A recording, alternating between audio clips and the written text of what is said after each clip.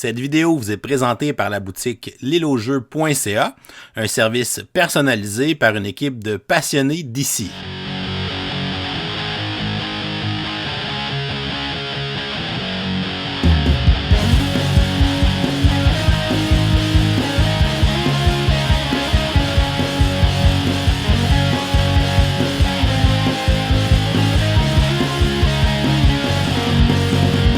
Salut les gamers, bienvenue après ça à Board Game, je m'appelle David. Aujourd'hui à Board Game 101, je vous présente le petit jeu Mots Malins.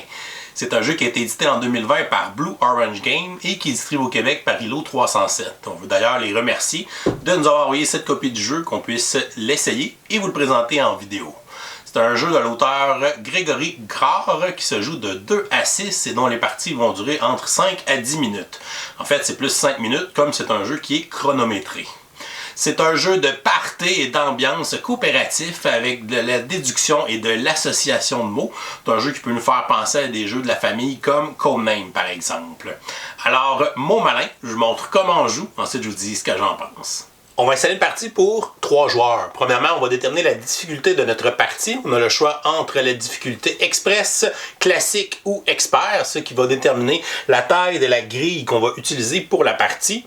On va y aller dans notre exemple pour une partie en mode classique, c'est-à-dire qu'on aura une grille de 16 cases. Donc on va prendre les tuiles chiffres numérotées de 1 à 4 qu'on va placer sur la table. Et de l'autre côté, pour former un plan cartésien, on va placer les lettres de A à D.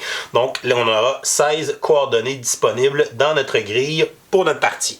On va ensuite prendre les cartes mots et on va aller glisser une carte mot sous chaque chiffre et chaque lettre de façon à ce qu'un seul mot soit visible. Ce qui fait qu'on va utiliser un total de 8 mots dans notre partie. On aura donc Canada en position 1, jouet en position 2, diamant en position 3, chien en position 4, bague en position A, froid en position B, chemise en position C et docteur en position D. On va ensuite prendre les cartes de coordonnées et on va aller chercher toutes les cartes qu'on a besoin pour notre partie. Donc dans notre grille à 16 coordonnées, on va aller chercher les cartes A1, A2, A3, A4, B1 à 4, C1 à 4 et D1 à 4 qu'on va mélanger tout ça ensemble et on va former une pioche de cartes coordonnées face cachée. Et on va placer le sablier de 5 minutes sur la table. Une partie de Mots Malins se joue en 5 minutes. Lorsqu'on est prêt à commencer, on va retourner le sablier et tous les joueurs vont aller se piocher une carte coordonnée qu'ils vont garder face cachée dans leurs mains. Ils peuvent la consulter mais ne doivent pas la montrer aux autres joueurs. Par la suite, les joueurs vont analyser leurs coordonnées et vont tenter de trouver un indice pour faire deviner leurs cartes coordonnées aux autres joueurs. Les indices doivent être composés uniquement d'un seul mot et il y a 2 petites restrictions. On ne peut pas utiliser un mot de la même racine lexicale que le mot qu'on veut faire deviner. Par exemple, si j'ai un indice où il y a une coordonnée avec 1, donc pour le mot Canada, je ne peux pas utiliser le mot canadienne ou canadien puisque ce sont des mots de la même racine.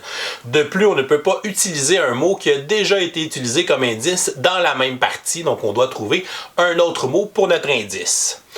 Pour trouver nos indices, c'est qu'on veut faire un lien entre les 2 mots de notre coordonnée. Par exemple, si j'ai la coordonnée B3, c'est que je veux faire un lien avec le mot froid et le mot diamant pour que les autres joueurs puissent deviner cet emplacement. Il n'y a pas de tour de jeu dans Mots Malins, donc dès que les joueurs sont prêts à donner un indice, ils vont le dire à voix haute et devenir automatiquement l'annonceur. Donc par exemple, ce joueur pourrait être prêt et il va dire son indice qui est le mot carotté. Les 2 autres joueurs vont tenter d'analyser cet indice et de trouver la coordonnée correspondante dans la grille, donc le lien qui unit carotté avec un mot parmi les 4 chiffres et un mot parmi les 4 lettres. Disons que carotté nous fait beaucoup penser à chemise et Canada, donc ça serait la coordonnée C1. Donc si c'est la bonne réponse, en fait ils vont se parler, vont essayer de faire un consensus et ils vont dire que leur réponse est C1. Donc, ils ont seulement une chance de donner leur réponse. Si c'est la bonne réponse, le joueur va révéler sa carte et va la placer dans la grille à l'emplacement indiqué. Donc, c'était vraiment la coordonnée C1 qu'il tentait de le faire deviner. Et par la suite, il va aller piocher une nouvelle carte pour placer dans sa main. Le joueur suivant est prêt à donner un indice, il va dire vétérinaire. Donc les autres joueurs vont se consulter, vont analyser les mots qui sont sur la grille et vont penser que ça a rapport avec le mot docteur, qui est la lettre D, et le mot chien, qui est la chiffre 4. Donc ce serait la coordonnée D4. Le joueur va révéler sa carte si c'est la bonne réponse et on va l'intégrer à la grille et il va aller se piocher une nouvelle carte.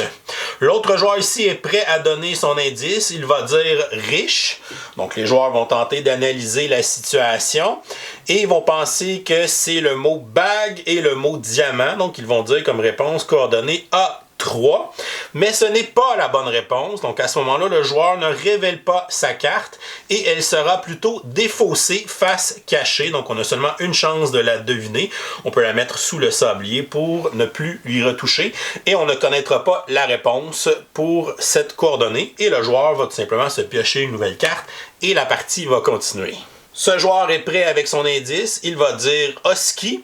Donc husky, on pense tout de suite à chien et on pense aussi à froid. Donc ce serait la coordonnée B4 pour husky. Il va révéler sa carte, c'était effectivement la coordonnée B4 qu'on va intégrer à la grille et il va piocher une nouvelle carte. La partie va se continuer ainsi jusqu'à temps qu'on arrive aux deux façons de déclencher la fin de la partie. Soit que le sablier est écoulé au complet, à ce moment-là on va arrêter immédiatement la partie. Ou bien que la pioche est vide et que les joueurs n'ont plus aucune carte en main, à ce moment-là, la partie va aussi se terminer. Et une fois la fin de la partie déclenchée, on va regarder combien on a réussi à placer de cartes coordonnées dans la grille, donc des déductions qui sont réussies. On va toutes les compter et on va se référer à la grille de pointage qui est dans le livret d'instructions pour savoir si on a plutôt un score raté, un score moyen, un bon score ou un score excellent. Et voilà, c'est comme ça qu'on joue à Mots malin. Je vous reviens avec mon opinion personnelle. Qu'est-ce que je pense d'un mot malin? On va regarder les côtés positifs. Une très belle petite boîte. J'aime beaucoup le format, petite boîte magnétique. J'aime la qualité du matériel à l'intérieur, autant pour les cartes coordonnées, les cartes mots. On a une espèce de petit fini plastifié un peu, donc c'est très bonne qualité. Les tuiles avec les lettres, les chiffres, c'est des grosses tuiles en carton, donc ça aussi c'est très bien pour la qualité. Ça tient très bien sur les cartes de mots, ça bouge pas pendant la partie. On a quand même pas mal de cartes mots, on en a en fait 50, mais on a 2 mots sur chaque côté et les cartes sont recto verso, donc chaque carte a 4 mots différents, ce qui fait quand même un total de 200 mots, donc beaucoup de combinaisons possibles dans nos parties, parce qu'une partie standard, on va en utiliser seulement 8 de toute façon, puis on peut mélanger tout ça, puis on va avoir des mots qui sont différents à chaque partie, fait que ça c'est toujours intéressant dans ce style de jeu-là.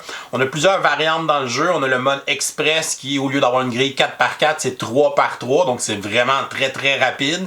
Ça peut être idéal quand on joue peut-être avec des enfants d'un plus bas âge, donc ça soit plus facile, qu'il y ait moins de combinaisons possibles, moins de mots, donc on va quand même trouver du plaisir, puis ça va durer 3 minutes la partie, tellement parce qu'il y a juste 9 coordonnées à faire deviner, donc c'est très rapide pour ça, donc très bien adapté pour les jeunes enfants.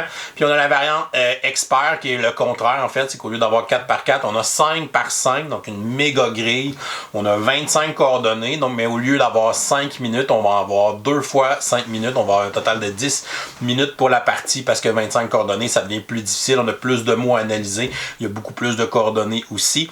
Donc, pour nous laisser une chance, on met plus de temps pour pouvoir réussir. On a la variante silence radio aussi qui peut être intéressante pour accélérer le tempo du jeu, pour nous aider sur le temps réel. C'est que les joueurs n'ont pas le droit de se consulter pour donner une réponse.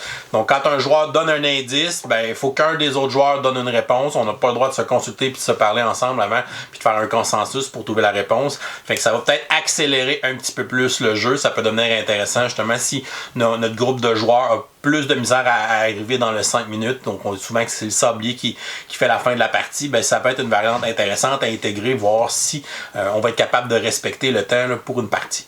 Comme c'est un jeu qui dure 5 minutes, c'est clair que vous allez enchaîner 2, 3, 4 parties de suite. Donc c'est ce genre de jeu-là.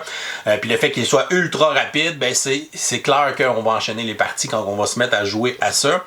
Évidemment, c'est un jeu qu'on va beaucoup comparer à Codename parce que c'est un principe similaire. Donc, c'est essayer de faire des liens entre deux mots là, pour faire deviner une coordonnée, alors que dans Codename, on peut faire des liens entre 2, 3 ou 4 mots des fois pour en faire deviner un peu plus du même coup. Mais dans celui-là, ça va toujours être avec 2 coordonnées.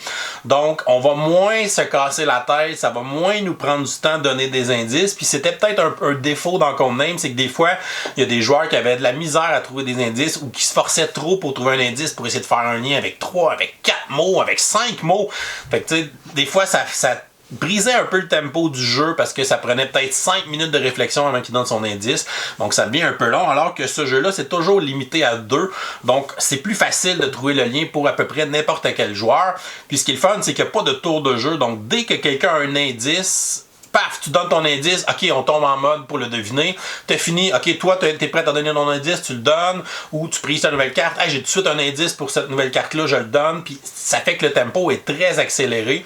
Fait que ça, c'est super intéressant, puis le joueur, justement, qui est peut-être moins à l'aise pour donner des indices, puis qui a besoin de réfléchir un peu plus, c'est pas grave, peut-être qu'il va donner moins d'indices au courant de la partie, peut-être qu'il va en donner 2-3 fois, alors qu'il y a des joueurs qui vont en avoir donné 5-6, puis c'est bien correct comme ça, fait que je trouve que tous les types de joueurs vont trouver leur compte dans celui-là à cause du format qu'on peut donner notre indice dès qu'on est prêt puis qu'on roule comme ça jusqu'à temps qu'on ait passé toutes les cartes ou que le temps soit écoulé.